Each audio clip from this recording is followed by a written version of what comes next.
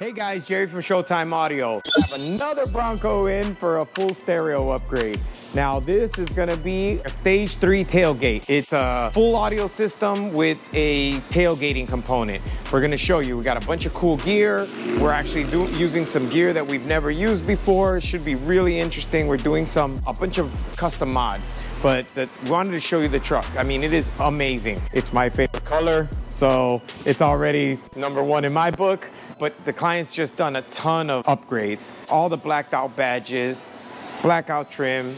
He's got the paint matched bead lockers, blacked out badge again, gas door, custom satin black, shiny black graphics, a ton of interior pieces like the netting, and there's a roof rack, all kinds of stuff. I mean, the attention to detail on this thing is ridiculous. It's all small things, but all these little things just really make the truck pop, right? So we're gonna do a stereo system, and obviously we're gonna do the same. So it's gonna look factory, but it's gonna sound like $1 million. Now this thing is a project. He's very specific in what he wants. So it's a big, huge stereo, but he wants it to look as factory as possible. Now that's amazing, except when you want that much output, typically you have to make some concessions. Something has to give. So what we were gonna do is he wants the enclosure to fit in the factory space. Now the problem with that is he wants big bass. Those usually two things do not go together, not even a little bit. More bass, more space, right? For the most part. Now we've got that down to where we can make enclosures that are fairly small, but we still need some volume of air.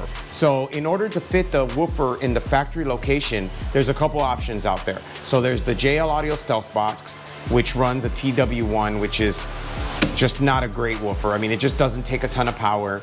I think it's like 250 watts max, and it just doesn't have a ton of output. It sounds okay, but again, we're not in the business of okay. I want to wow you. I don't want to just, you know, so there's other options where you can fit like an 8-inch square, an 8-inch round, but again, it's an 8-inch and there's only so much power and output you can get out of an 8, right?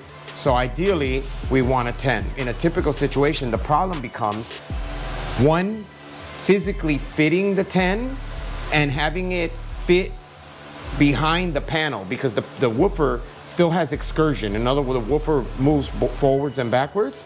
So behind the panel, you still need a gap for the woofer to be able to move back and forth. And that's where the problem lies. You can physically fit the enclosure, you can physically fit a better sub, but it will hit the wall because it has so much excursion. Well, not anymore. So we came up with this enclosure, and the only reason we're able to do this, here, let me grab a tape measure. I want to show you, this is insane. So this is 2¼ inches deep. Up until recently, there is no subs that are 2¼ inch deep. Well, welcome to Truly. They had an event up at their facility, and I went up there and they explained to us everything and showed us everything. But look at this thing. I mean, that is ridiculous. If you know what a flat sub looks like, so this thing is roughly 2 inches deep. It's slightly more, but it's roughly a 2-inch deep woofer.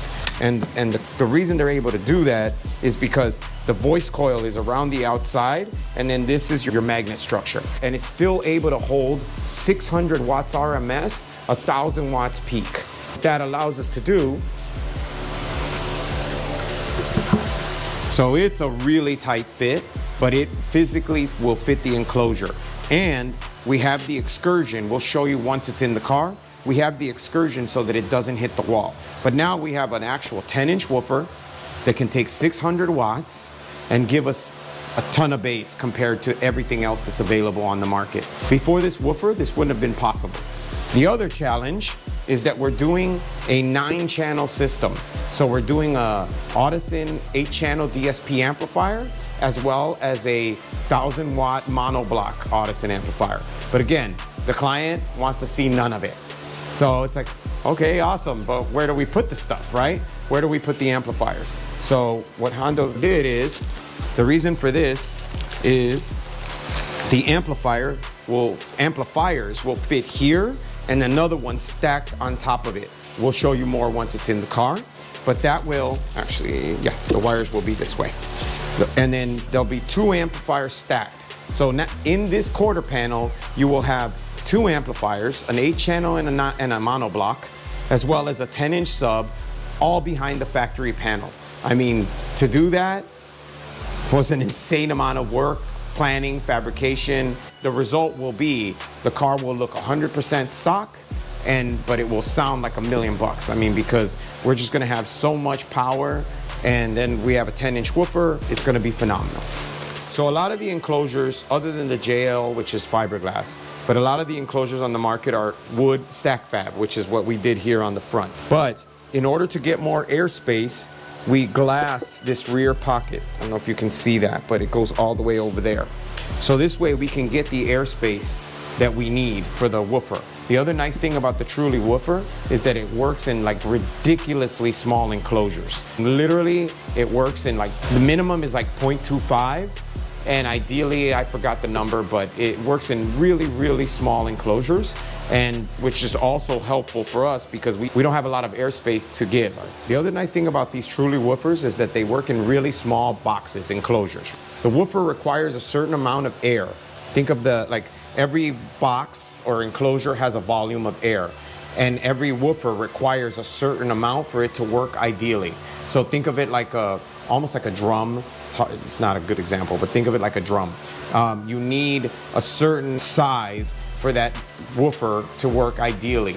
And these woofers work in really small volumes, really small spaces, and still give you tons of output.